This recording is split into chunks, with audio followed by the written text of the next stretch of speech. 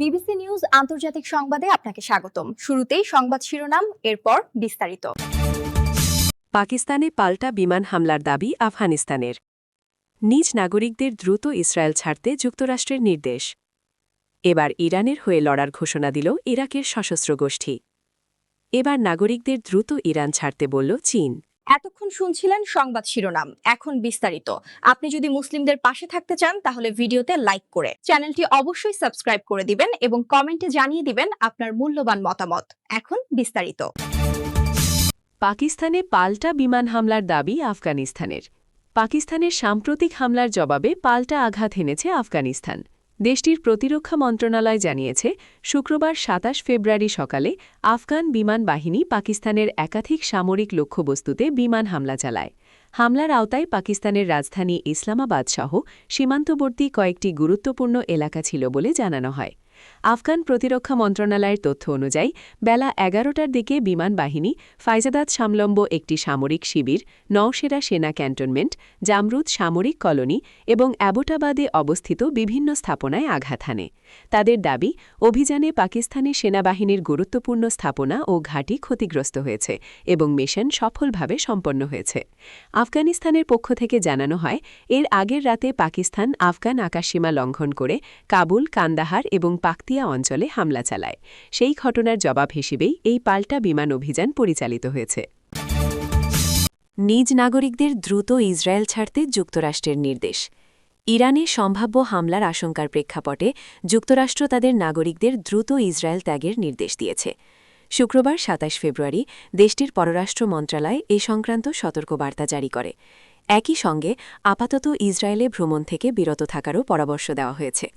পররাষ্ট্র মন্ত্রণালয় জানিয়েছে, বাণিজ্যিক ফ্লাইট চালু থাকা অবস্থাতেই নাগরিকদের ইসরায়েল ছাড়ার প্রস্তুতি নিতে হবে।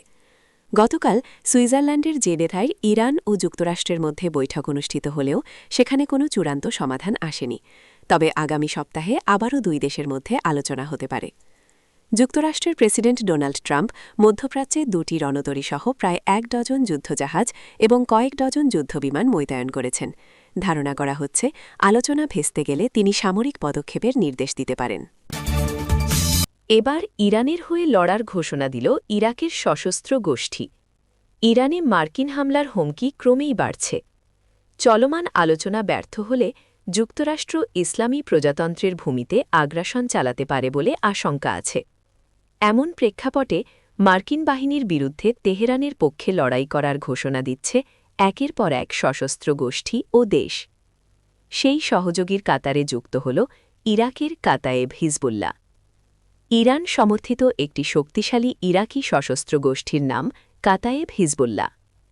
যোদ্ধা সংগঠনটি তাদের সৈনিকদের নির্দেশ দিয়েছে যে, যুক্তরাষ্ট্র যদি ইরানে হামলা চালায় তবে প্রতিবেশী দেশটিতে একটি দীর্ঘস্থায়ী যুদ্ধের পরিস্থিতির জন্য যেন তারা প্রস্তুত থাকে। কাতায়েব হিজবুল্লাহ বৃহস্পতিবার ২৬ ফেব্রুয়ারি যুক্তরাষ্ট্রকে সতর্ক করে বলেছে যে, এ অঞ্চলে যুদ্ধ শুরু করলে তাদের প্রচণ্ড ক্ষতির সম্মুখীন হতে হবে।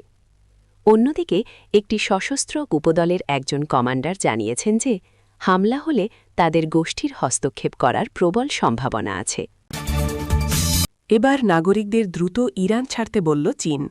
যুক্তরাষ্ট্রের হামলার হুমকির মুখে ইরানের নিরাপত্তা ঝুঁকি উল্লেখযোগ্যভাবে বেড়ে গেছে। এ কারণে একের পর এক দেশ তাদের নাগরিকদের তেহরান ছেড়ে যেতে বলছে। এবার এই কাতারে যুক্ত হল ইসলামী প্রজাতন্ত্রের অন্যতম মিত্ররাষ্ট্র চীন। শুক্রবার ২৭ ফেব্রুয়ারি ইরানে অবস্থানরত চীনা নাগরিকদের যত দ্রুত সম্ভব দেশটি ত্যাগের নির্দেশ দিয়েছে বেইজিং। চীনের পররাষ্ট্র মন্ত্রণালয় একটি সোশ্যাল মিডিয়া বিবৃতিতে জানায়, বর্তমানে ইরানে অবস্থানরত চীনা নাগরিকদের নিরাপত্তা সতর্কতা জোরদার করার এবং যত দ্রুত সম্ভব দেশটি ত্যাগ করার পরামর্শ দেওয়া হচ্ছে। একই দিনে যুক্তরাষ্ট্র ইসরায়েল থেকে তাদের দূতাবাসের জরুরি নয় এমন কর্মীদের চলে যাওয়ার অনুমতি দিয়েছে। একদিকে ওয়াশিংটন ইরানে হামলার হুমকি দিচ্ছে, অন্যদিকে গত কয়েক দশকের মধ্যে মধ্যপ্রাচ্যে তাদের সবচেয়ে বড় সামরিক সমাবেশ ঘটাচ্ছে। যুদ্ধ এড়ানোর শেষ চেষ্টা হিসেবে ওমানের মধ্যস্থতায় ইরান ও যুক্তরাষ্ট্রের মধ্যে আলোচনার একদিন পরই এই পদক্ষেপগুলো নেওয়া হলো। যদিও শুরুতে কিছুটা আশাবাদ দেখা দিয়েছিল, তবে তেহরানের পক্ষ থেকে ওয়াশিংটনকে চুক্তি করার জন্য অতিরিক্ত দাবি ত্যাগ করতে হবে এমন সতর্কবার্তার পর সেই পরিস্থিতি পাল্টে যায়। শুক্রবার বেইজিংয়ের পররাষ্ট্র মন্ত্রণালয় বর্তমান নিরাপত্তা পরিস্থিতির কথা বিবেচনা করে নাগরিকদের আপাতত ইরান ভ্রমণ এড়িয়ে চলার নির্দেশ দিয়েছে। পররাষ্ট্র মন্ত্রণালয় আরও জানায়, ইরান ও প্রতিবেশী দেশগুলোতে অবস্থিত চীনা দূতাবাস ও কনসুলেটগুলো বাণিজ্যিক ফ্লাইট বা স্থলপথ ব্যবহার করে সরিয়ে নিতে চাওয়া চীনা নাগরিকদের প্রয়োজনীয় সহায়তা দেবে।